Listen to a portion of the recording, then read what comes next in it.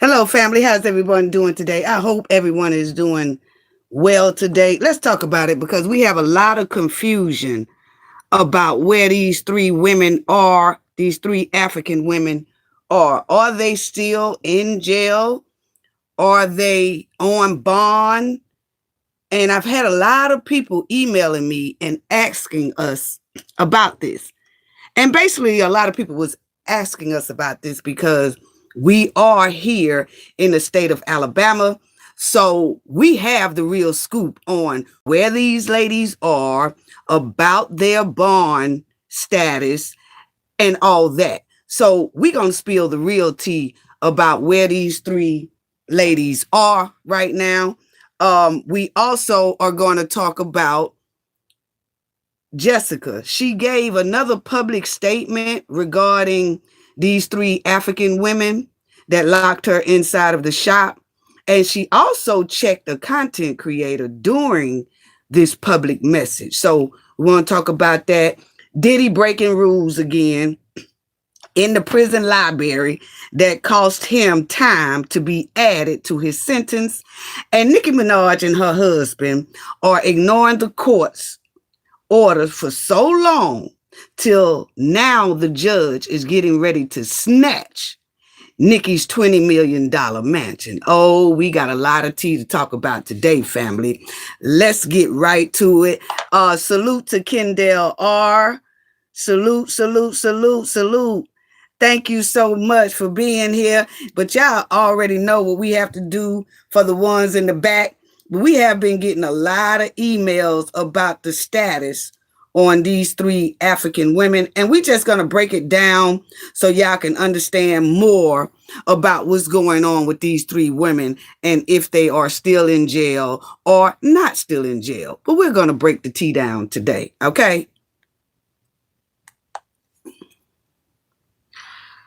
This video is under fair use. Copyright disclaimer under Section 107 of Copyrights Acts in 1976. Allowance is made for fair use for purposes such as criticism, comment, news reporting, teaching, scholarship, and research. Fair use is a use permitted by copyright statute that might otherwise be infringing. Non-profit, educational, and personal use tips the balance in favor of fair use. Yes, fair use. All rights and credits go directly to its rightful owner. This video is purely for fair use, opinion, and entertainment. Enjoy. And we also want to add that everything in this video is alleged. Yes.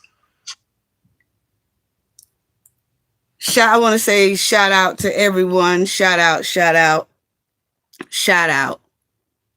Hey, Cafe. Hello. Thank you for joining, Cafe. Kendall. Yes, thank you all. Thank you all for joining us today. It's so greatly appreciated. We'll give some people a little bit more time to get in, but I do really want to talk about that because I had so many emails asking me about if these ladies are still in jail or not. You know, and so we're just going to talk about that today. What's going on, Kendall R? What's good? What's good? What's good, Kendall R?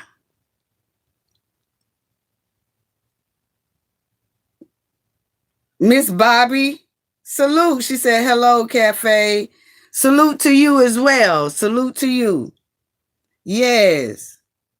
Salute to you all. Okay, well, we're gonna get right down to it because I don't want to hold y'all. Sorry, I don't want to hold y'all too long, family. But check this out. The inmates that grabbed Jessica. Now, Jessica had a heartfelt message that she did earlier today, and I just want y'all to check out what Jessica did say. It was, I guess it was a content creator on TikTok. It wasn't YouTube. It was on TikTok.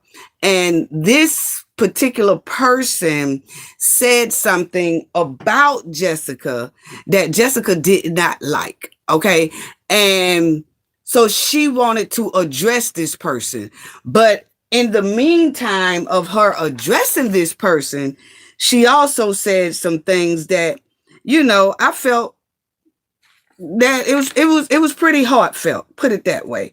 Okay, so check out what she said, and then I get everything back on the screen in a minute. But check out some of what Jessica said.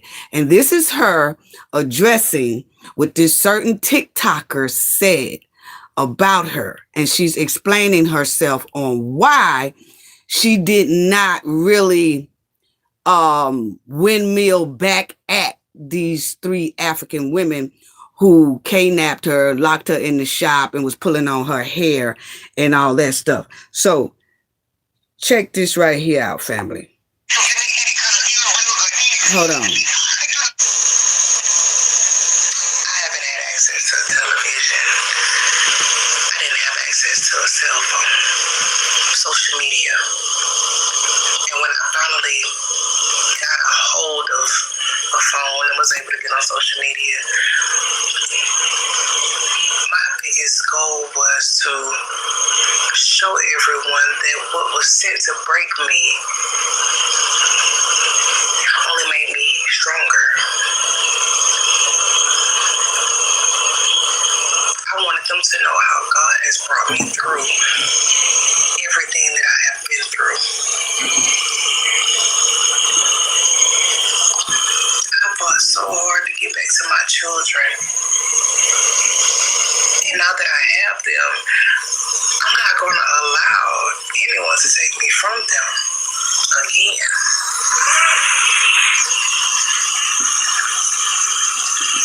No, I was not aware of a boycott. Nothing about it. So if you felt like it was a spit in the face for me to go to the Africans to get my hair braided,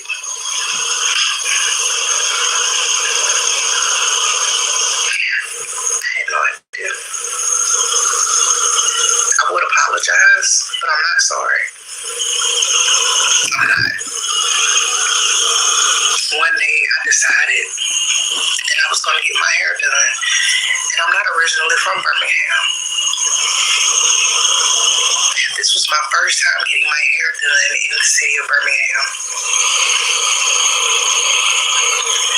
which is why I decided to go and search Braiders in Birmingham.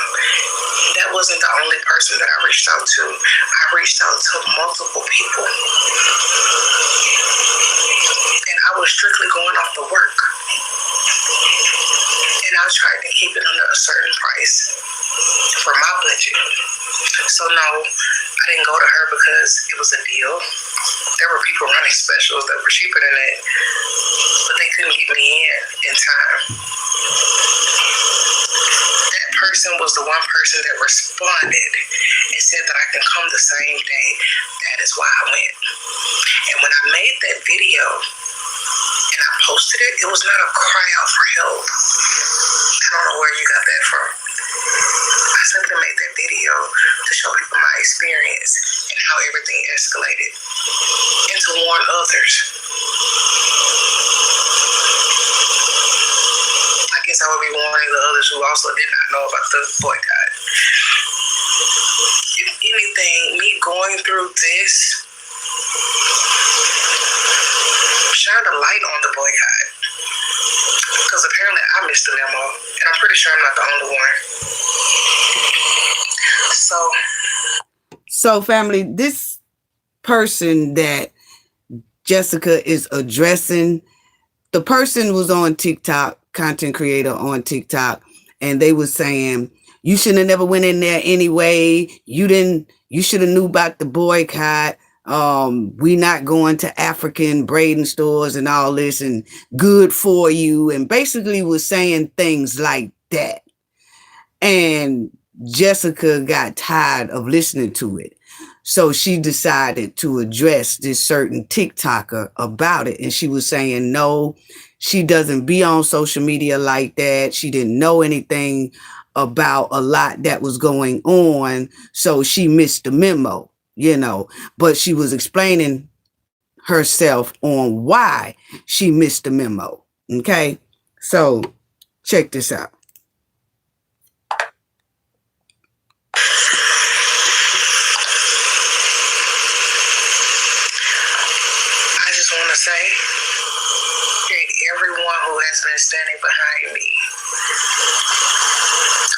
comes to this situation. I don't want to speak on it too much. But to all of my supporters, the people who really understand, the people who really looked and saw what I've been through, I appreciate each and every one of you.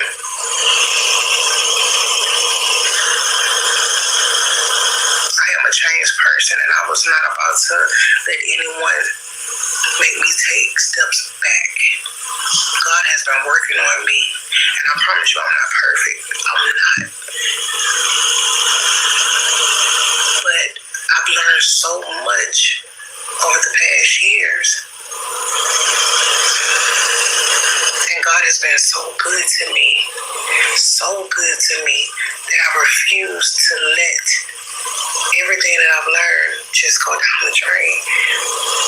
Everything that He has instilled in me. So, lovely. So that's what she had to say. And she said that she's just now, she's a changed person. It took her a long time to change to get to this point. She changed her life around and focusing on her kids and things like that. So she was thinking about her kids at the time she was sitting in that chair, because she didn't want to be taken away from her kids by her being in jail instead of those women being in jail. So she tried to do it the right way, basically to keep herself out of trouble. Okay. So that was basically what Jessica was saying on that end. Now for these women, let's go back to that, family, because I do want to talk about that, because it's a lot of confusion. I got a lot of emails talking about these here women, whether they still in there or not in there. But let me say this first, because when these ladies first got arrested and they didn't go to jail right when they did this terrible crime, okay? They was out for a couple of more days before they got arrested. And a lot of people were saying that they was putting out that the owner, because she wasn't arrested, she was kind of bold, and she had put on her voicemail about, I don't want to be bothered with y'all if you call in with ill will and stuff like that. We don't know if that recording was really off of her voicemail from her business, but a lot of people say it was. Okay. So, that's up in the air, because a lot of people in Alabama said when they was calling, they didn't hear that particular voice message at the time. Okay. But this is what they said that the voicemail was saying. I don't know if y'all can hear it. And I'll go over it.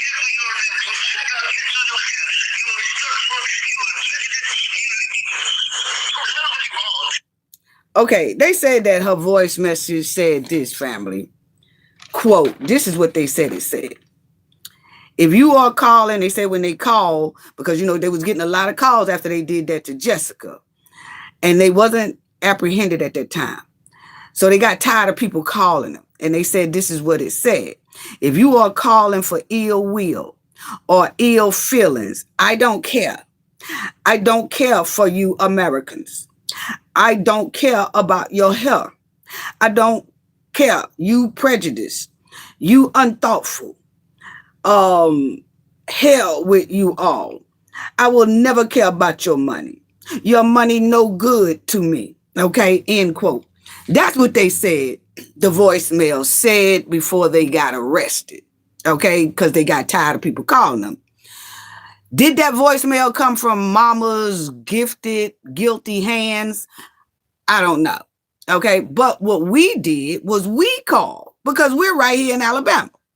So we called it to see what the voicemail said. And it didn't say that when we called. So when we called, it said this right here. And I promise you I'm not perfect. Let me see. This is what we heard. We are calling Mama's Gifted Hands to see if her recordings say what the public is saying that it says on her business recording. Please leave your message for Mama.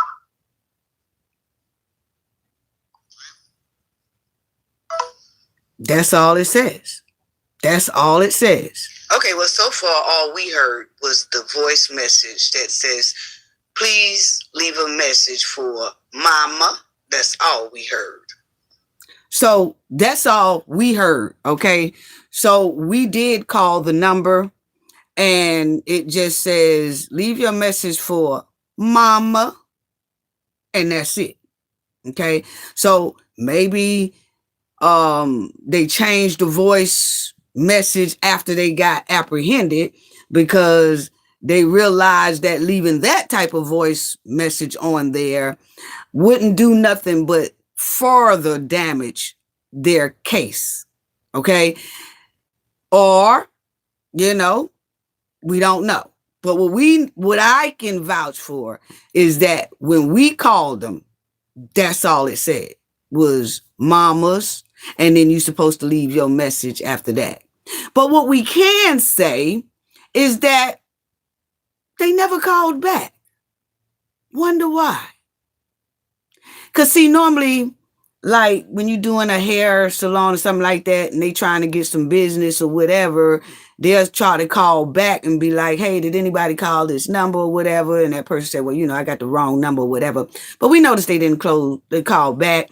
And we also noticed that the spot is still closed. Okay. It's closed right now. It's closed. Mama Gifted Guilty Hands Salon is closed. Okay. Now, Kendall said, wow. Yeah, that is a wow. That is a big wow. So what I also wanted to say is that when we looked her up, the account is on private.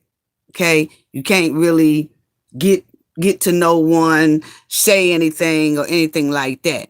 So that's the owner right there. Now, let's go on to, according to Birmingham police, all three women were held without bond in Jefferson County jail due to the severity of the kidnap charge. Some reports mention a bond might have been set for the windmill charge. Y'all see what it say. But the kidnap charge result in them being held without bond. Now, there are a lot of people saying that these ladies are out. No, they're not. Okay, just point blank period. I'm finna explain to y'all the way we are here in Alabama. We understand that their release date, they do have a release date, but that's for the windmill charge. Okay, it's for that. It's not for the kidnap. Okay, and I break it down to everybody so they can kind of understand it, because I don't know if it's them. Excuse me, family. I don't know if it's them that's having people to feed the content creators and stuff wrong information, because see, we do know that these type of people like these three here African women love to scam, and they love to do things that's not right and try to mislead the public and things like that. So by us being here, it's easy for us to find out about where their status is. Are they out? If they not out, our very credible source says they still in there. Yeah, they are. And I'm explaining to you why. Okay. That way the Knowledge family will just know. Because y'all know how we do. I just don't like for the Knowledge family to have kind of some mixed false information that's really not true. And, But anyway, it says, according to the reports, a bond amount was set for the A charge. but due to the severity of the first-degree kidnap charge, they are being held without the possibility of release on bail at this time. Okay. Now, a hold or detainer. The person is likely subject to a hold or retainer for the active pretrial case. Remember that word, family. Pretrial case, which prevents release, even if they have a release date on the other matter. So a lot of people are going and they are looking at these three ladies here record that's on the police file that says they were released at this date. They were released for the A charge, okay, the windmill charge. They was released for that. They cleared of that, but they still on hold for the kidnap charge. Okay. I don't know if other people states do it like that, but that's the way Alabama does it. Yeah. Okay. They paid their bond for the windmill charge, and it shows, okay, when they paid it, they get released for that charge. But they remain on hold for this charge. And I don't know if y'all ever knew anybody that they can get arrested and they can make bond for, say, whatever they did. They can make bond for that. And once they make bond, it'll say release date that they made bond.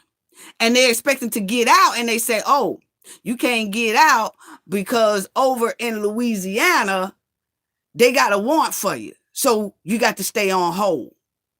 And you like, what? And say, yeah, you got to stay on hold till Louisiana come and get you. And then you got to settle that with Louisiana, and then you can be released. But, right now, you bond out, but we got to hold you until we see what Louisiana gonna come pick you up and expedite you back there, or what they gonna do. Now, if they don't never come get you, then we'll give them like 30 days to come get you. And if they don't come get you, then we'll release you. It's somewhat of the same way here, family, is that they did get released on bond for the windmill charge. And once they made that bond, they cleared that bond up, the kidnap charge held them. Okay? And that charge, they can't compromise or come to an agreement about that until they go to pretrial. Follow me, family. Follow me. Okay? Now, here, y'all will see separate charge case. The individual likely has two or more separate cases or incidents, each with its own status. That's exactly what these ladies have. Each with their own status. The charge with the release date, which I'm going to show y'all, has likely reached a resolution or dismissal, or they agreed that, okay, we'll let y'all out on bond until the pre-trial. That's the way it was supposed to be, but they had the kidnap charge holding them. Okay? But I guess they just wanted to get that charge done. So when they go to pre-trial, and if the judge allows them to get out, it's going to be under strict stipulations such as ankle monitors, things like that. But right now, they're still in there until pre-trial. They are pre-trial inmates. Okay? So let me show y'all what I'm talking about. As y'all will see, the owner, that's her right there. Okay? And y'all will see that it says here, booking date was on the 21st, 2025. Release date 11/27/2025. That's for the windmill charge. They got that taken care of. They paid bond. But the type of prisoner she is a pretrial inmate. Pretrial inmate means she cannot go anywhere until that pretrial date. Okay? But she did get the windmill charge, a bond for that. Okay? Now, I'm going to show y'all what I'm talking about. As y'all will see, the white part up here is they paid $500 for that windmill charge. That's in white, means it's clear. Okay? Means that if they didn't have the KNAP charge, they would be out. And the bond was $500. She has paid the $500 to knock off that assault bond. Okay? But in gray, you will see in gray, she's still in there, which is $40,000. Now, when they go to pretrial, if the judge says, I don't think they're flight risks, but they're going to have to put on this ankle monitor. These are a lot of stipulations and things like that. Then she could get out on 40 grand. Okay? But that depends on what the judge says at pretrial. That's why she has a bond date for that. But it's in gray, meaning that she's still on hold. She's still in there. And they are still in there because we got credible word that they are still locked up. Okay, they are not out. Now, let me see. Kendall R said Birmingham is not playing. No, they are not playing. They are not playing, Kendall. They really not. Okay, so as y'all will see how they have it again here. They are okay with that charge, meaning that they could bond out. If this wasn't holding them, but this is holding them. So they can't. They can't. Not until pretrial. Okay? And a pretrial date should be coming up pretty soon. But they're not getting out. They are treating these women exactly like they are treating Birmingham 8. Y'all know about Birmingham 8, who did that to Mahogany. They also have KNAP, first degree KNAP charge on their paperwork. Okay? So that's how that's going. So yes, and like we said, her inmate status is she's a pretrial inmate, meaning that she's not going anywhere because she's a pretrial inmate. Okay? Now, like I said, once they go to pretrial, and it depends on how good of a lawyer that they have, and it depends on how good the prosecution that wants to keep them behind bars is. Or that will be based on what the judge's decision will be. If the judge going to let them out with these charges and they get a strict stipulation, ankle monitors, have to report in every day or every other day, it just depends on the judge at that pretrial. But if the judge says that, all right, I'm going to allow them to get out, then she's going to have to pay that $40,000.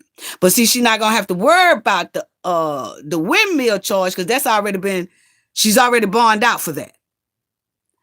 She just got to wait to pretrial to see if she could get out on this. And if the judge allows her to get out on that, then they will be out until their trial starts. So I hope y'all followed what I'm saying. And it's the same way with these ladies here. The same thing. Y'all will see hers have pretrial inmate. Yes, it does has a release date. I just showed y'all the article explaining Alabama's release date law, meaning that they made bond on this day and they was released on bond, not technically though, but they have to put it down there that because they paid the $500, they are released for that charge on bond. But they can't go nowhere because the KNAP one got them, and the KNAP charge authorized them to be pretrial inmates, meaning they got to stay held in that pokey until they pretrial come. And it depends on what the judge say from there. Point blank, period. Okay? And you will see that one has the same thing. Okay.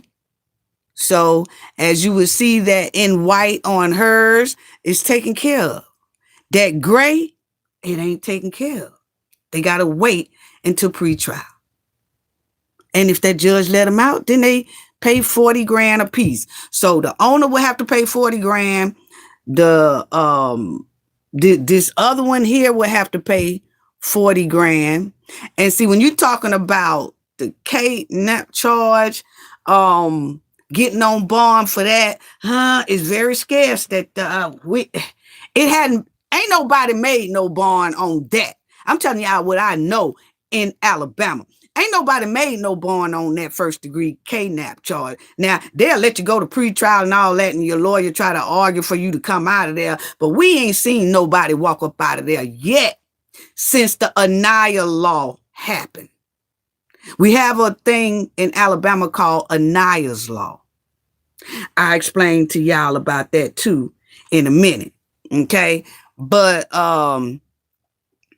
anyway, this chick here, she made her bond. She made her bond. It got release date 11/28/2025. And I think that release date is what's flipping and tripping a lot of people, because they said, no, they release date say this. Yeah, they release date for the windmill charge. That's when they paid the bond. And you have to put release date because that is when they can be released. But because of the other charge, they have to be held on hold. You see? So is it confusing? It might be to a lot of people, but to people in the state of Alabama, we used to seeing stuff like this. We automatically knew when we seen the first degree kidnapping, we said, okay, they got bond. And it says they released on this day. We released them, but they still on hold because of the kidnap charge.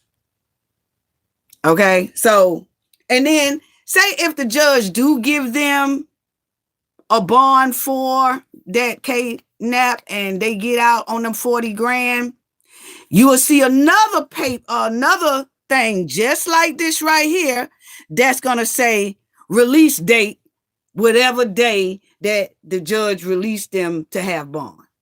When they pay that 40 grand, it'll say, you will see another one of these printouts that's going to say release date, such and such, such and such.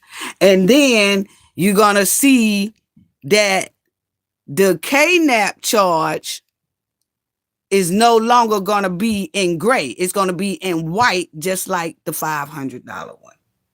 Point blank, period. So I just wanted to tell everybody that right there. I also wanted to show everybody right here. It says, no, an inmate charged with first degree kidnapping in Alabama is likely not eligible for bond. Anaya's law, passed in 2021, allowed prosecutors to request a judge deny bail for certain violent crimes, including kidnapping in the first degree. If the judge finds significant evidence to support the request, they can order no bond, and the inmate will remain in custody pending trial. So the judge said no bond for the kidnap, okay? But they're going to have a pretrial. So maybe they can get out on the pretrial, then maybe not. This is Anaya. Ever since this 2021 that Alabama passed Anaya's law, we have not seen anybody get out on bond with first degree kidnap charges at all. Before then, maybe. After Anaya's law passed in 2021, nah, dog. It ain't happening. It ain't happening. Okay? And this is Anaya. And what Anaya did, family, was Anaya was a teenager. And Anaya was at the gas station. She rolled up to the gas station in a car, went in the gas station, got her some chips, drink, and all that stuff, not knowing that it was a savage hanging around the gas station waiting to do some dirt. Okay. And what Anaya did was, once she got her little stuff and everything like that, her car was left unlocked. Okay. He got in it in the back seat and hid. She jumped back in her car with her chips and snacks and all that stuff. And when she pulled up out the gas station, up pops this here savage. And he took her, he deleted her, drove her car across Georgia state line, and, disposed of her and took off. And Alabama law enforcement was on them hard, and they caught him. Okay. So when she got in that car, she did not know he was hiding in that back seat until she pulled off. And he kidnapped her. So ever since then, the governor of Alabama had pushed, and she pushed that law in 2021 that's called Anaya's Law. That is Anaya on the screen. And nobody has been released with first-degree kidnapping since Anaya's Law been passed in 2021. Yeah. So, as y'all will see, those inmates are named as pretrial inmates, okay? And pretrial detention hearing. If bail is denied, the court will hold a hearing to determine if no bond is appropriate. So that's what's going on now. That's why they are labeled as pretrial inmates. You notice that their status don't say pretrial, meaning that it don't have inmate behind it. It's just pretrial, meaning that, okay, they could come back when the pretrial. No, they pretrial inmates. Okay. And the severity of the charges, first degree kidnapping, is a class A felony. Okay. And it says again, it's a Anaya's Law. So that's the purpose of it. And the purpose is holding someone in pretrial detention. That's what these ladies are up under. I clearly showed y'all their paperwork. It says pretrial inmates. And they are pretrial inmates to ensure they appear for future court hearings and to protect the community from potential danger or further criminal activity. That's what it is. Okay? It is what it is. Okay? Pretrial is another proceeding or process that occurs before a criminal or civil trial. So that's what they got to do. They got to sit up there and they got to wait. Y'all see it right there? They are pretrial inmates, prisoner type. They're still in there. And we got credible word that they're still in there. So I did have a lot of emails asking me, are they released? Are they out on bond and things? And I guess people was asking us because we spend the majority of our time in Alabama. And so then, it was just so many. And I said, let me go ahead on and address this because these women are not out, And I guess by their paperwork saying their release date is this, that people thinking, oh, they out. No, they not. That's the release date for their windmill charge. They have to put that down there, that they was released on bond for the windmill charge. But they still held for the kidnap charge. And if they go to pretrial and the judge give them a so-called break, and if they happen to get out, which we ain't seen that, but say it's the first time for everything. Say if the judge does let them out. Okay, then they won't have to worry about taking care of that windmill charge because they already made bond for that. They just got to worry about paying the 40 grand or whatever, and then they get out. And I think on K-NAP charges, they ain't doing that 10% stuff. You got to pay the whole amount. You got to pay it. You got to pay that whole amount. They ain't doing, 10%. You know how you just go to jail for DUI, something like that, and then you got to bond out, and then you pay 10% of it or whatever. No, dog. Alabama is very strict. I keep telling people that Alabama have one of the strictest laws in the United States. And mama's gifted, guilty hands, she loves social media. Y'all didn't see her account before she privated, put it on private. She loves social media. She would have been did a video. Why people tell her to do a video? I bet you it's in that Birmingham pokey, eating mud pies and hard brick-made oatmeal and grits. Mm-hmm. Yeah, she's still in now. Anyway, let me see what y'all saying. Anna Broomfield, salute. Teresa, salute. Yes. So I just wanted to tell y'all about that one right there. Okay. To clear that up. So if the Knowledge family hear it, see it, just understand that's not what it is. They are pretrial inmates. Okay. They still up in there. And I just showed y'all how it go. I just showed y'all how it go. And that's exactly how it goes. They in there. So they in there still eating them grits. Yes, the poor hustlers. Yes, the poor hustlers. They are still up in there eating them brick-made grits and oatmeal. Why is these pictures giving me proud alcoholics? Because see, it was something of the way that they was handling this woman and just unhinged. It was given like more than just greed of money. I was like, is these women own a little something? You know what I'm saying?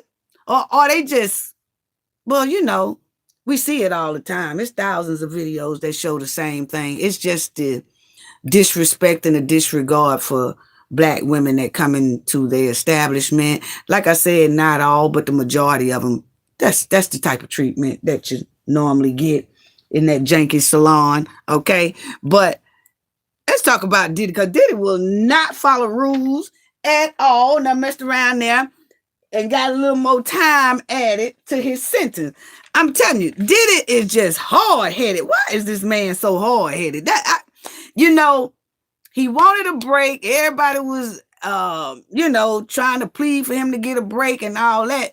But then he turns around and we always hear that he violated something. It didn't do, that he breaking the rules and all that. He was doing that when the trial was going on. We was hearing that he was sneaking phone calls, or, he was doing something he had no business doing. And he was looking at the jury, trying to get friendly with the juror. And then the judge was like, I see you. Don't think you're slick, because I see what you're trying to do. You better not look over there no more. And he was telling Diddy's lawyers, hey, y'all better get a handle on, your client, because what I'm going to do is make him stay locked up while y'all fight for him, and he's not going to be able to come into the courtroom.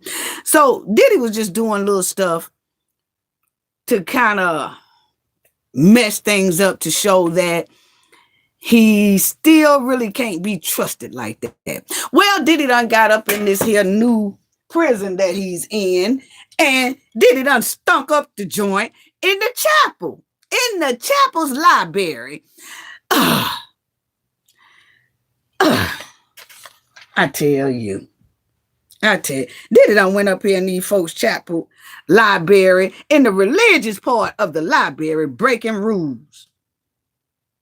He ought to sit his tail down somewhere. I don't know why he won't sit down. But anyway, family, check this out. You see that Sean Diddy Combs' life in prison includes a job in the chaplain, and he's doing his little street candy treatment. And he was disciplined over a bandit phone call. Boy, you can't make this up. Okay. Now, Diddy has been spending his early prison days working in the chapel and enrolled in an intensive toxic street candy treatment program. Okay. And they say he had been doing okay. And he has also found himself being disciplined. Okay. With making an unauthorized phone call just days after being transferred to this here federal prison. And they said this federal prison is much better than over there in Manhattan where he was, wherever. Okay. But you can't tell people nothing. But anyway, they said Diddy got all kind of nice privileges.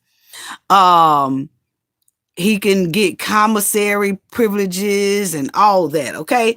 So that's Diddy. And it says that he assists with a lot of different jobs. Like, because he's working inside of the chaplain in the library, Diddy has a lot of desirable assignments at Fort Dix prison. Okay. Which meaning that he's able to kind of walk free, roam free in that area, and most inmates want that type of job, but they can't get it. They said a lot of them been on the list for a long time and haven't been able to do that. But they let Diddy do it when Diddy come in. And what Diddy do is he cleaned their office. You see right here that he's in the chaplain's religious library. He cleans their office and help with some record keeping and things like that. He also, let me put it over here. Yeah. Okay. And then he also makes assignments especially desirable, and it's a prestige kind of thing where they let an inmate roam free. He take food to people, things like that. It's like kind of building trust factor. Okay. And it allows the inmates to work in a private office, often with air condition, good heat. And the chaplain frequently brings in food for religious services, which can be shared with the assistant. So not only did he bring in food to the religious chaplain people who are in there, he gets to eat some of that food too. Okay.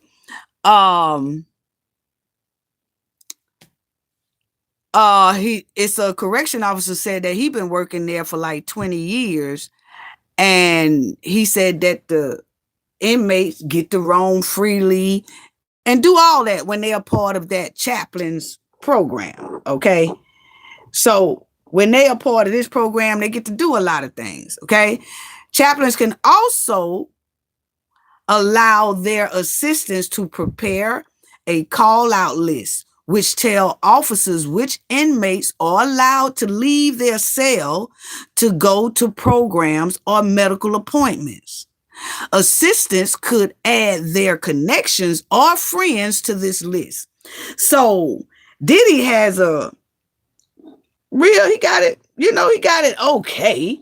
He's still in prison, but he has this little assistant job to where he can tell people or tell the guards and stuff which inmates it's time for them to make phone calls and when their time is up and they got to go back and things like that. And he can also add a friend on the list as can make a phone call as well. Okay. So he got a lot of little perks there, but he done stunk up the joint. Yes, he have. Teresa said, Diddy playing with those people. I'm trying to tell you, he better quit. He better quit playing with them. He better quit playing with these people. I tell you, he better quit playing with these people for real. I'm telling you, you saying the same thing I'm saying. He better stop playing with these people. He really better. Now, as y'all will see right here, unauthorized team call. So Diddy done mess around and did an unauthorized call. And within a few days after he arrived and he had this little assistant job and all that stuff like that, he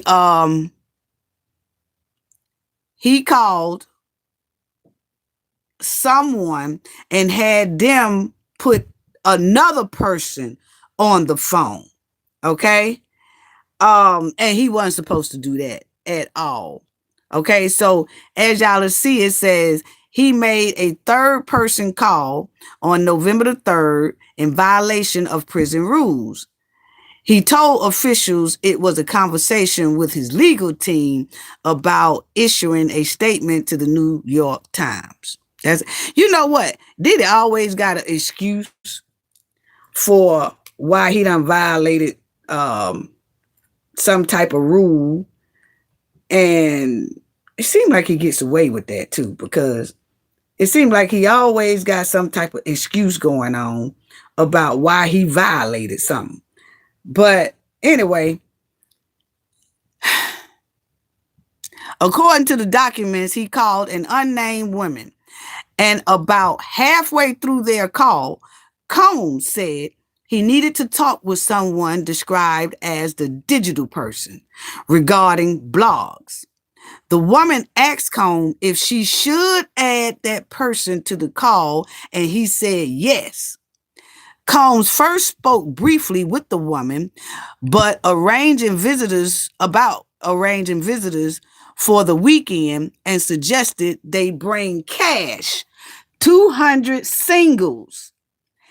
There is no indication as to how he intended to use the money because, family, they said in this here prison, he is not supposed to even have no cash, and ain't no visitors supposed to be bringing no $200 single cash inside when they come to visit Diddy or any inmate. Okay? So y'all see that he told the lady to bring them 200 singles. There is no indication on how he intended to use the money. Prison regulation bar visitors from bringing in currency other than coins for the vending machine. So see, people are not even supposed to bring no money in there unless they have like a couple of quarters or dimes or something. That's so they can grab a snack or a drink out of the vending machine. Other than that, they are not supposed to be bringing no dollars up in there. But Diddy done asked this lady here to bring 200 singles. And while he on the phone with her telling her to add a third party, and they not supposed to add third parties on that phone. Okay? So Diddy's just hard-headed, man. Hard-headed. I don't know why. See? Anyway, after finished speaking, okay, after they finished speaking about visitation, the woman added an unknown male to the call, circumventing prison rules, breaking the prison rules. Okay. Combs later explained that he was speaking with his attorney, and she added the head of legal communications to the work on a statement for his approval to be sent to the New York Times. Well, Diddy just said, oh, well, yeah, I did a third party call, but she just called my lawyer for me or my representative. It wasn't like I called somebody else or I was trying to have her call, say, a witness or trying to intimidate anybody. I was just trying to make sure that these people do that. It don't matter what you were trying to do. It's against the rules. Point blank, period. Okay? So, as you will see, multiple calls are banned in prison because of concerns that an inmate could use them to coordinate criminal activities such as, that de-smuggling, gang violence, or witness intimidation. However, such calls can also be used for more innocent purposes, such as talking to two loved ones at the same time. So what they're saying is they know they have caught people trying to do that. Most of the time they're trying to talk to two loved ones at one time, like they'll call and they want to talk to their mother and their sister, or their mother and their child. But in this case, Diddy said he wanted that third party call to try to get something going with the New York Times or to his lawyer or something like that. Whatever. Okay. Let me see what y'all saying. Cafe, do you think Kendall said, Cafe, do you think with those charges can deport and get involved? Oh, deportation can get involved. You know what? Yeah, if you're talking about those three ladies, yes. Yeah. If the paperwork ain't right, it's over with. It's over with, Kendall. If the paperwork is not right, meaning they most likely they finna go through their business paperwork, they finna see about their bank accounts or how much money they was bringing in. Was they filing taxes correctly during the year and all that type of stuff? And then if the paperwork ain't right of being in the United States, that's a whole nother problem, because once again, like I tell everybody, Alabama is not a sanctuary city or state. Okay. So yeah. The answer is yes, Kendall R. Teresa said, Diddy need to sit down somewhere. Yes. And so, as y'all see, it says, according to prison documents, Combs said no one had informed him about the regulations on phone calls, and he said he never received the prison admission orientation handbook. Boy, that Diddy is slick, ain't it, family? Because Diddy used that same excuse. Remember when he was locked up and going through trial, and before his trial or something, but you remember when they caught him with a composition type book, and he said he was writing down notes or something, but he was saying that ain't my book. Man, I can't remember, but y'all remember that they caught Diddy in his cell with a composition book, and he said he was writing down stuff, getting ready for the trial or something like that. And they were saying Diddy wasn't supposed to even have a composition book in his cell. And then he was then saying that it wasn't his, or it was his, but didn't nobody tell him the rules that he could not have a composition book. And it was somewhat of the same type of excuse he using on this one.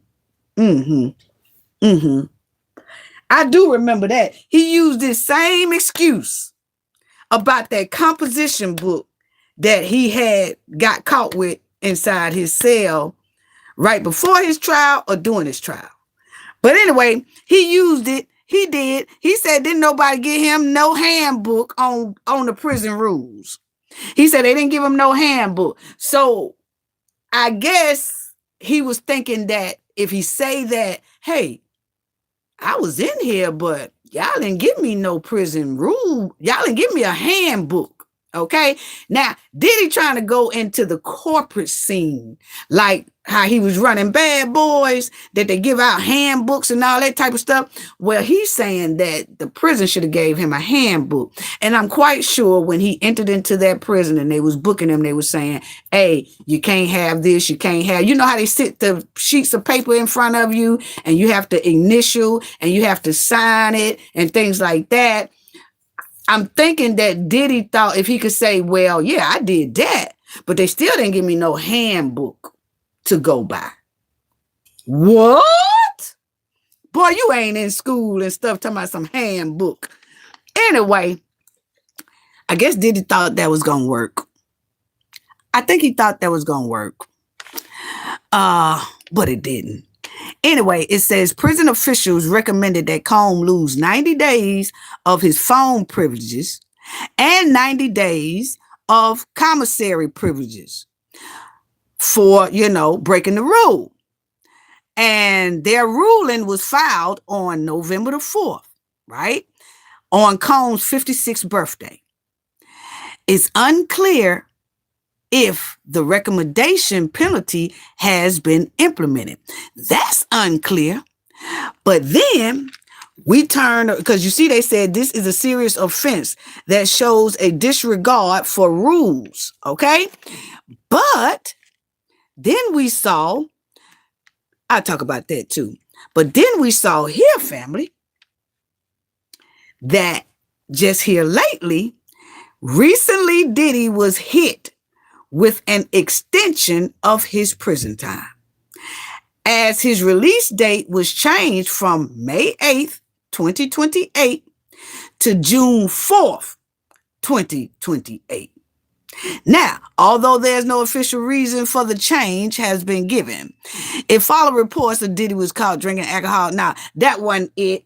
Credible Source said that wasn't it. Nothing about no Diddy got caught drinking. They said they don't even think that right. They think that's fake news or whatever. I don't know, but they're saying, nah, that ain't it. A lot of it had to do with Diddy disrespecting the chaplain.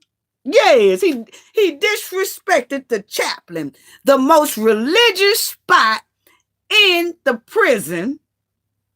They gave him an assistant job where he inside of the most religious place being conniving. Now all of a sudden he got about 3 more extra weeks, almost a month, because he was supposed to get out. He was supposed to get out May 8th, 2028, but now he got to stay until June 4th, 2028. So it's about almost a whole month. Yeah. Almost a whole month. Messing around inside them folks' chaplain.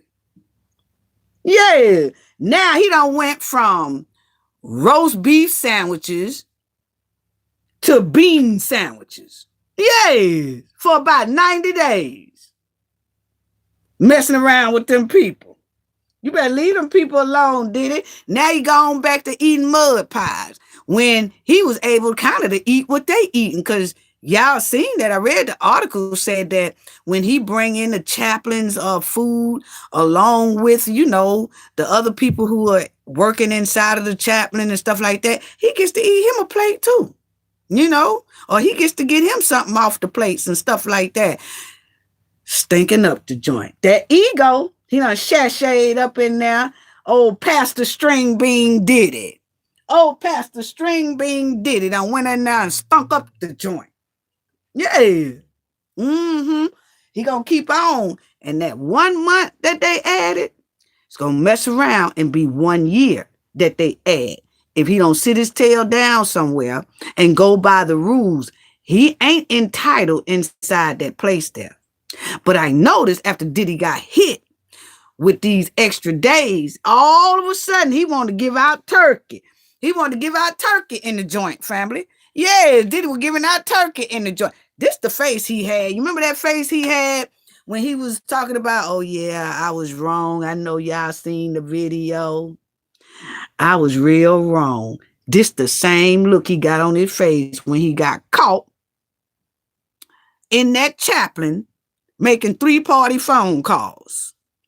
And then told that girl to bring 20 singles. See, that's what I'm talking about. Ladies, can we talk for a minute? And men, but ladies especially. Please don't let these jailbirds get y'all locked up too. Get y'all in trouble. One of y'all got to be out here to conduct business. Now, if that girl had bought them 20 singles in there, because remind you, they must have listened to the phone call, because we simply heard it right there. Diddy finna get this girl in trouble, whoever this woman was, talking about bring 20 singles. And they simply say, you cannot bring no money up in there. They was like, we don't know what he intended to do with them 20 singles, but what we do know that can't any visitors bring any money inside of this place. And we have our own head, women, not to break rules. Because see, when Diddy told her, hey, call somebody else on this call, y'all simply seen me read that she said, are you sure we should add somebody to this call? Because she knew they weren't supposed to. But guess what? She did it anyway. I'd have said, no, bro, I'm not adding no phone call for you because, first of all, you don't need no more time added to you, and I don't need these folks on my ass either.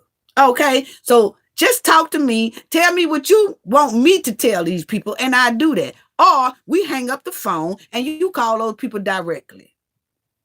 And first of all, the people have to be on the list that you calling.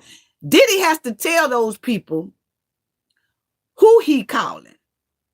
They have a call list. They know everybody that Diddy's supposed to be calling from that jail. And they know everybody that's supposed to be coming to visit him to that jail. Okay?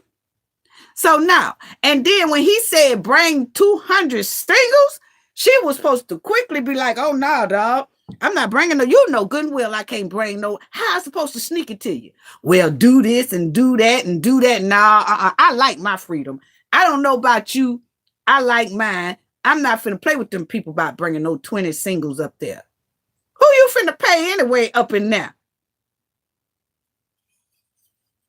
Anyway, let me see what y'all saying.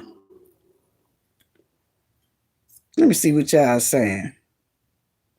Diddy acting up. Southern Charisma, shout out to you. Said Diddy acting up. Southern Charisma said Diddy up there playing. Laugh out loud.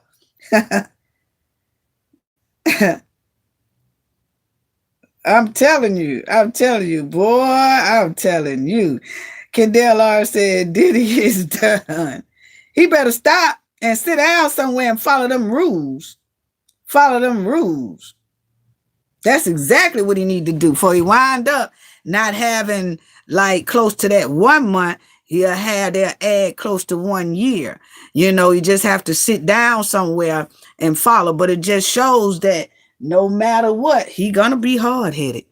He gonna be hard-headed. But this is the look that he had when they add them extra, I could tell, I know this is the look he had when they said, hey, look here, we know you're supposed to get out March 8th, 2028. But hey, look here, G, we can't have you disrespecting the chaplain's assistant job like this right here, and you being sneaky inside the most sanctuary religious spot in this joint. You know, so basically you telling us you don't care about nothing. So we're going to have to add into June 4th, 2028. And we hope we don't have to add any more time to your sentence. Point blank, period. That's basically what they said.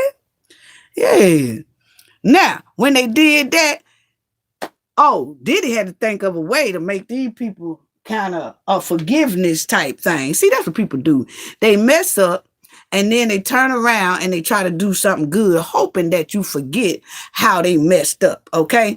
But I don't think they taking back that June 4th time, Diddy. I really don't.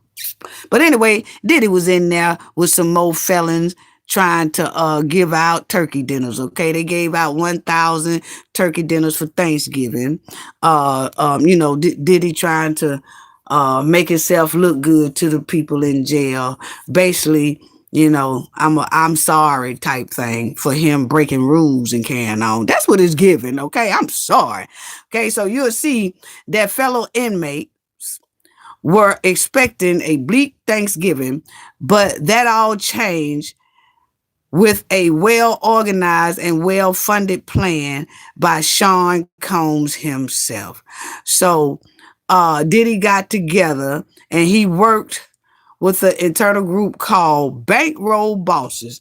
You mean to tell me they got a group in this jail, in this prison called Bankroll Bosses? Is he gonna get any better? They couldn't name themselves nothing else but Bankroll Bosses. So is it some more people in there that got money just like Diddy? And Diddy got with those inmates who is banking, and they got together and they called Bankroll Bosses around that joint. And they got together, put their money together so that they can feed 1,000 inmates. They was going to get fed anyway, but Diddy and the Bankroll Bosses, that's in there. They wanted to make sure that the inmates get some good food. Like they wanted the turkey, they wanted the corn, they wanted all that. You see what I'm saying? And they had to get the prison's approval. So it looked like the prison approved that. Mm-hmm. Yeah. But anyway, yeah, the bankroll bosses, the group called Bankroll Bosses Family. What? He and others brought food from the commissary. So they brought some food from the commissary, spent 2 days preparing it, and distributed to every household, unit in Fort Dix. Like every housing unit that they have, they said they had about 1,000 of them, and they fixed like 1,000 plates, and they gave them all to each one. You know what I'm saying? And you will see here it says B.I., a former gangster leader who helped organize the initiative. What? We cooked the food and sent it to all the buildings. Enough for about 200 people each building. It took 2 days to prepare everything. Is Diddy gonna be any better when he get out? Diddy done got over there in that Fort Dix, and he done found him some bankroll rollers. Yeah. Yes. But I'm trying to figure out why Diddy want them 200 singles. Yeah, why he want them 200 singles up in the joint?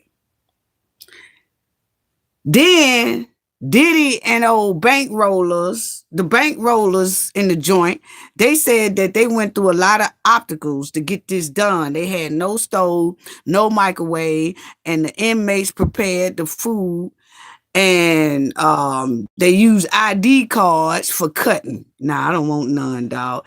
If y'all gotta use ID cards to cut my turkey, ain't no telling where y'all ID cards been. Nah, I'm good. What was y'all gonna originally feed me? I want that. I would ask the warden and everybody, what was y'all gonna originally feed me from that cafeteria y'all got? And if they say a bean sandwich, I say I take that, because I don't want nothing that these fools here ID card done had, and they cutting on turkeys and corn and stuff with their ID card. I don't know where their ID card been. I don't. I pass. But anyway, they was cutting up stuff with their ID card. Is the ID cards that sharp? I'm just asking a question. Is it that sharp? Anyway, I believe they were peeling that stuff off with their hand. I believe they were stripping that turkey with their hand. I don't know.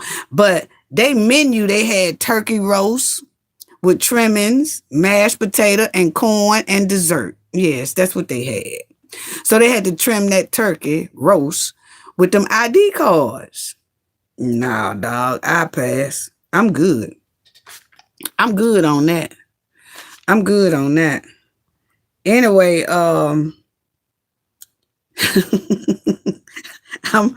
good on that. Y'all could keep that.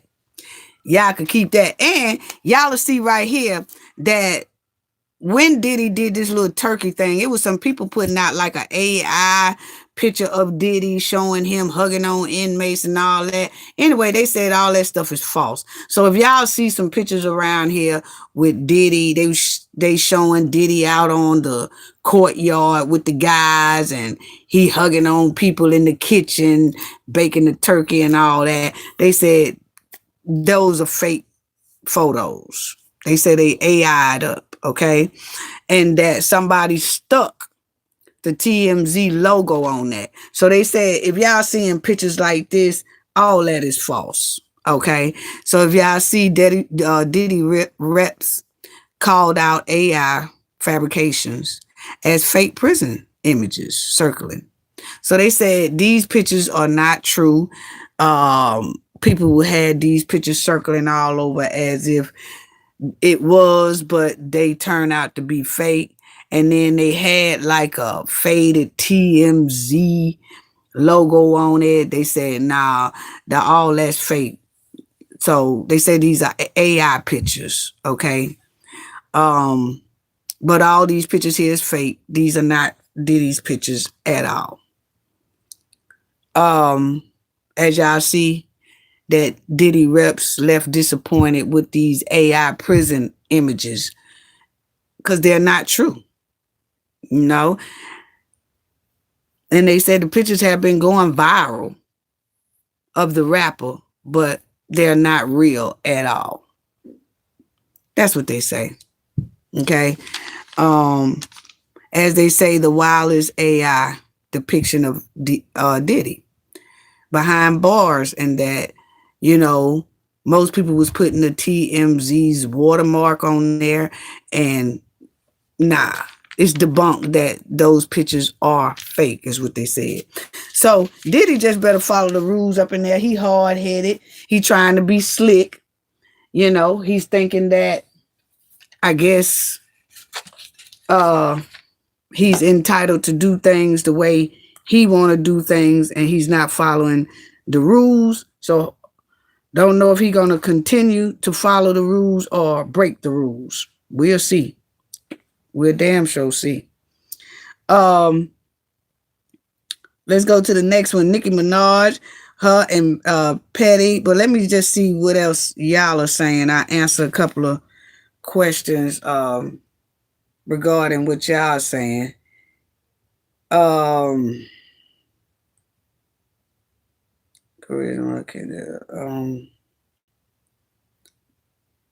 Bad Bunny, salute. Trying to see. Bad Bunny says Diddy Thanksgiving sound like a bad episode of Good Times.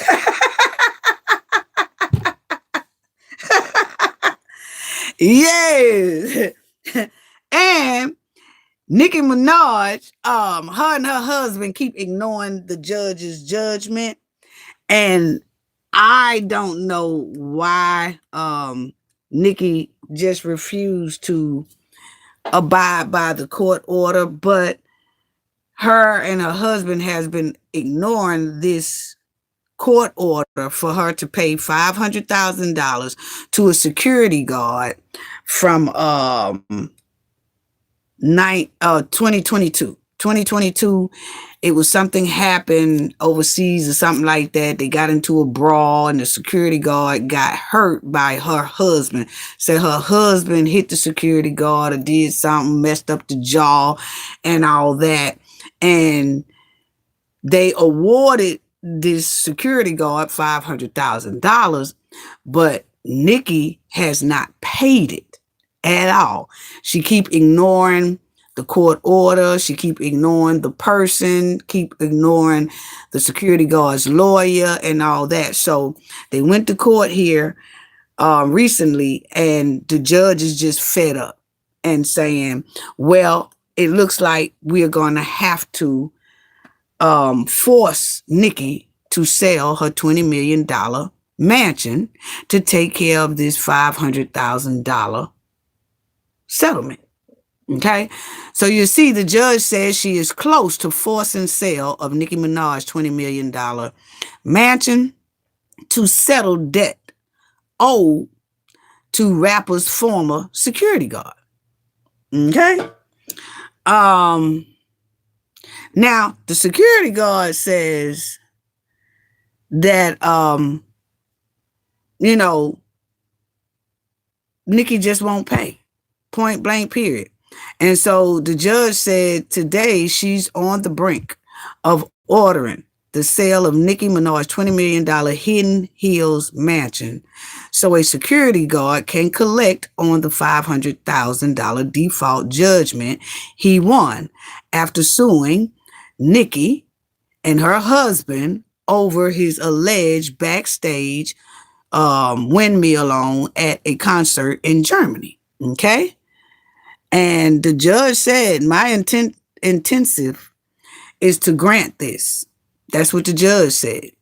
And she said she just wants to make sure that we're getting everything right. She said the only outstanding document in this application to force the home sale was a Bank of America settlement statement detail Minaj payment on the $13.3 million mortgage since October 22 and the daily interest accrual.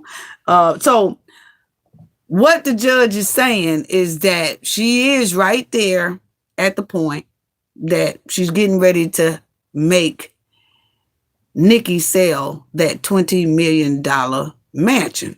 But she wants to see first if Nikki is paying Bank of America on time with her $13.3 million mortgage that she has. So Nikki has a mortgage of $13.3 million left.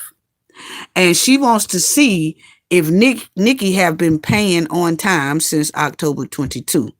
Okay. And if so, then that means she can afford to pay that $500,000 and she just don't want to pay it. You know, now, if that statement come back and it says something like she's missed a lot of payments, you know, she hasn't been making payments on time and things like that, that might show that maybe Nikki don't have it, even though they say Nikki is worth $150 million. Okay. But who knows? But that's what the judge is saying, because Nikki just not paying up. Just not paying up. She's just disregarding it. And that security said that I now have 5 plates in my jaw, and my jaw has not, yet been fully reconstructed. The doctors must still insert implants into my jaw as a part of the reconstruction process. Oh man, in the interim, the doctors have inserted donor bones from a deceased person into my mouth in order to preserve space for the future implants, he wrote in a sworn statement. So, he's saying that he's went through a lot and stuff like that. The security guard originally asked for around $21,000 to cover his medical bills and $700,000 for his ongoing injuries and emotional pains and suffering. But the judge didn't give him that. The judge only rewarded him $503,000. Okay. But Nikki still won't pay that at all. So now him and his lawyer are going back to the judge like, look here, she still ain't studying what you talking about. This been since 2022. It is now finna be 2026. And we still don't have our money. She's not paying it. She dipping and dodging. Her husband dipping and dodging. This is what he's saying now. Okay, family. Said she allegedly dipping and dodging, won't pay and all that stuff. So that's when the judge said, all right, then I'm going to be forced to make a judgment for her to sell that $20 million mansion. And then she could pay off her $13.3 million mortgage that she has on the house. She could pay off that. If she sell that house for $20 million, she could pay off her $13.3 million mortgage. And then when she give that security guard his $500,000, she'll still have about $6,000 left. Okay. So that's what they were saying inside of the courtroom. Okay. And they kind of wanted the judge to go ahead on and force the sale of Nikki's mansion at court. But the judge said she's waiting on that statement from Bank of America.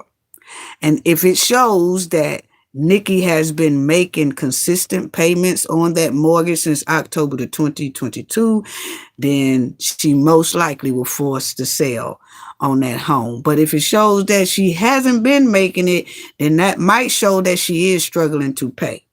Either or, we'll see. So It says here, there is no doubt that the sale of the dwelling would satisfy the entire judgment with millions to spare. So I just explained that. That's what they were saying. Like, hey, judge, if you force her, just go ahead on and force her to sell that $20 million mansion. Hey, she owed $13.3 million on the mortgage. She could pay the mortgage off. Then she could pay us our $500,000. And then she'll still have like $6 million left. So, but I don't see why Nikki won't answer these people to get that straight. Because you see right here, it says that the music superstar is estimated at least 150 mil. Like that's what she's worth. So I don't know if she just feel like, hey, I didn't do that to him. My husband did that to him. So I'm not gonna pay it because I didn't do it. But hey, you married.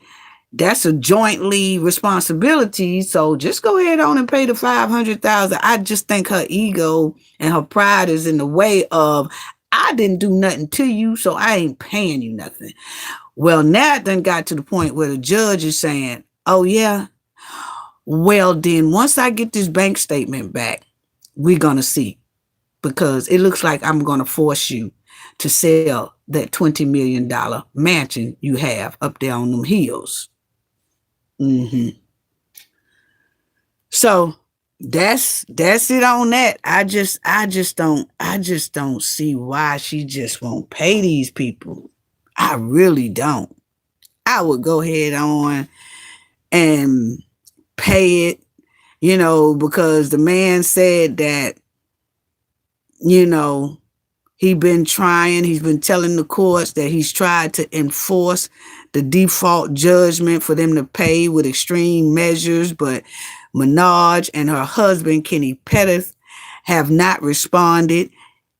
He says 7 potential garnishes that he tried to garnish Nikki, that didn't work. Okay. Every time he tried to garnish her, all that stuff is not working. So they say the 8-bedroom luxury home has a $13 million mortgage lien. So she has a mortgage lien on that house. So what the judge is saying, that if she forces Nikki can pay off this lien. If she forces Nikki to sell that house, if she could get 20 million out of the house. They say the house is worth 20 million. Sometimes you don't get what the house is worth. Maybe she only will be able to sell it for say probably about 15 mil. But what they're saying is, even with her selling it, she'll have enough to pay off her mortgage lien and then pay like her homestead, which is 7 something, and then, pay off that man his $500,000, and she would still have about $6 million left if she could sell it for 20 million. But if she can only sell it for less than 20 million, that'll leave her with less than 6 million left after she paid everybody. I'll just go on and pay it, family. What y'all say? I would just go ahead on and pay the man so they could leave my house alone. Unless Nikki tired of that mansion. She might be tired of the mansion. Like, I don't care, force me to sell it. I go ahead on, I pay it off, and then I go buy something somewhere else. Because I'm tired of making these mortgage lien payments anyway. I don't care. Maybe she have that attitude. Don't know. Maybe she tired of living in it anyway and wanted to sell it. I don't know. So, but I don't think I'd take that loss. I would rather go ahead on and pay him his $500,000. That way, if I did want to sell that home, I ain't forced to sell it because that looked bad on credit and stuff like that. I pay him his $500,000 and then I just go ahead on. If I want to sell the house, I sell it and all of it will be mine after I pay off the mortgage lien. But nah, I don't want to be forced to do it. That don't look good. But hey, maybe she know what she doing, I guess. You know, his lawyers was like I told y'all, go ahead on and judge it now. Or go ahead on and make a settlement now. But the judge is waiting on that Bank of America statement. And we'll see. And the judge said everything else is going to look good. You know, hey, she going to come back. She set a follow-up hearing for January the 22nd to receive the pending paperwork that's from Bank of America. And then she's going to enter her ruling. Whether she's going to make Nikki sell that $20 million mansion or not. But, hey, the way she was talking here in this courtroom, she ready to make Nikki sell that. She ready to make her sell it. So, that's kind of messed up. Y'all see right there, it says judge is close to ordering Nicki Minaj to sell her $20 million LA mansion over hefty debt. So, hey, that's up to her. She know what she, you know, that's up to her. She know what she want to do. If she don't want to pay him, she ain't got to pay him. You know? So, let me see what y'all saying.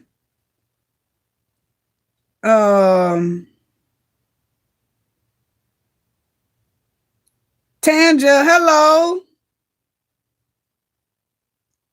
Tanja Robinson, salute. She said, good evening, Cafe. Good evening to you as well. You said allegedly, Kendall, they got the divorce rumors going. Probably. That's a good point. I don't know. You know. Tanja, we love you too. We love you and Chi-Town. Yes. Yeah. Well, Southern Charisma said they got gangs in prison. Yeah, you know what? I know they do, but my thing is, y'all just gonna tell y'all name and all that stuff like that all out in the open to the news and bragging about y'all bankroll monies. See, some things you just keep to yourself. You see what I'm saying?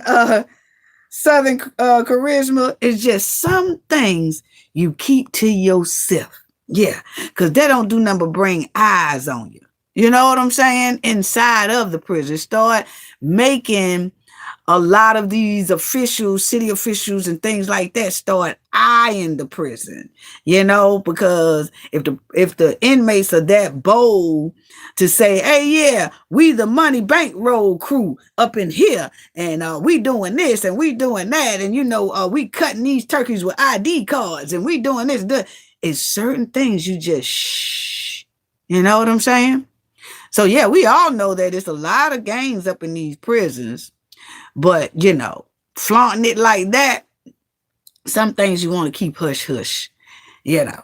But, hey, like we said, some people just think they could say and do what they want to do, and then you got the outside eyes start looking, you know, start looking like, what the hell going on up in there? We might need to go in there and check that out. You know, we might need to go over there and do a raid. You know, we might need, you know, you just never know. I'm just saying, you know, that part there, they name and all that stuff, that should have been hush. Yeah. Southern Charisma say, yeah, that is true. Yeah. Southern Charisma is like, you know, keep that one on the low, you know. They up there talking about they bankroll money Hank around them jokers. Yeah, we the bankroll money Hank gang. And we giving out turkey and we cutting turkey with ID cards around this. What?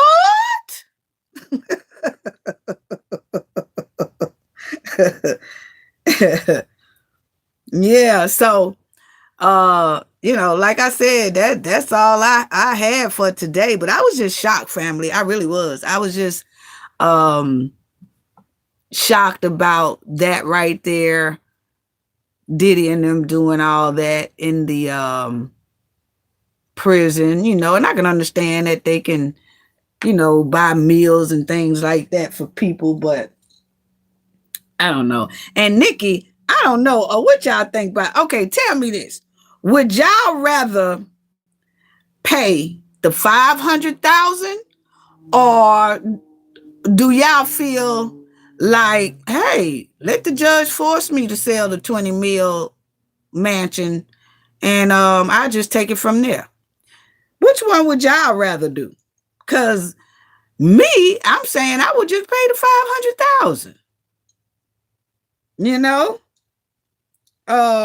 regardless if things are going good with the husband or not going good with the husband, I'm still going to make sure my credit and my everything is straight. You know what I'm saying? And just go ahead on and pay the dude, so it don't look like I had to be forced into selling my home due to I wouldn't pay off a debt. Because, and it's a court ordered debt. And then when you, in the future, when you try to get things, they be like, man, it says that. But I guess she's a celebrity, so she could get by with it. People gonna still take the chance on giving her stuff. But for the average Joe, Kelly, or whatever, it ain't gonna work that well for them. They have something like that on their background, it stops them for a long time, for at least 8 to 10 years. That's all I'm saying. Tanja said, pay the money. That's how I feel too. Yeah, that's how I feel too. I would go ahead on and I would pay it. Kendall said, I'd rather pay the 500K. Yeah, me too. Me too. I would rather pay that 500K. So I don't know, y'all. We'll see, because as we see that she will not budge off that $500,000. And I don't know if Nikki thought that if she keep ignoring the guy, it would go away, and that he wasn't gonna keep pressuring for it. And she just felt like, oh, it'll go away, it'll go away, it'll go away. I'm not studying that man. I ain't paying him nothing. I ain't paying him no 500,000. He'll just be waiting. And then all of a sudden, the judge say this. She close to ordering Nikki to sell her $20 million mansion. Oh no. Once I'd have seen the judge said that, I'd have ran up there with a $500,000 check. Here, boy, close your mouth. And I'm tired of looking at you. And I hope you don't get another job as security. Because see, I didn't do that to you, but that's okay. Here go your little $500,000 or whatever. I'd have hurried up and gave him that. Yep, I really would have. Yep, I would have paid the money too, Kendall R. and Tandra. I would have. But anyway, let's see if y'all have anything else that y'all saying, and I'm gonna close out. Southern Charisma laughing. Yes, a young and dumb. You know what? I'm telling you, because I know, because Nikki is a celebrity, she's probably not even worried about her credit being tainted or anything like that. She's probably like, it don't matter, because even if it go on my credit, I'm Nicki Minaj. I'm still going, if I want to go to the car lot and get a car, they're going to give it to me. Even though my credit is jacked up, they're going to give it to me anyway, But I'm just saying, for people like us and stuff like that, we can't, have stuff like that big amount on your credit and all that stuff, and then it'd be like everywhere you go, everybody be like, oh no, the credit report came back denied. You apply for an apartment around that joint, and they be like, oh, we can't give you the apartment because the credit didn't pass. The credit report didn't pass through. They're always, you'll be hearing that for about 5, 8 to 10 years. Now, we're not going to be able to do it because your credit didn't pan out. A hot mess. But anyway, I talk to y'all. Y'all have a great night. Sending loves and hugs to y'all. I just wanted to tell y'all about Diddy Hardhead self. Old Pastor String Bean Diddy done went up there stinking up the joint in the cathedral up there in them folks' religious library, breaking rules and carrying on. Them messed around and got some more added time on to him. Now he back eating on those mud pies and stuff for about 90 days. But they said him taking that toxic street candy program in there, like if he take that for a whole year, if he take that program, that automatically knocks off a year.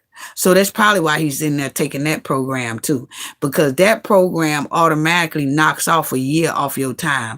And that's probably why a lot of the other inmates were saying that they have been trying to get in that program for a long time. And a lot of them are still on the waiting list for that program because they want to get in that program because it's supposed to knock off 12 months of your time, So, yeah. So I'll be talking to y'all. Love y'all. Hit the like button. Please subscribe to the channel if you're not a subscriber already. Thank you, Kendall R. Awesome job. Awesome moderator. Appreciate it. Sending loves and hugs to all of y'all. Thank you to everyone in the chat. Southern Charisma, Tanja, Teresa, Bad Bunny, all of y'all. Yes. Anna Broom. Yes. Salute. Miss Bobby. Just salute to all of y'all. Love y'all, and y'all have a great evening. Bye-bye. Talk to y'all later.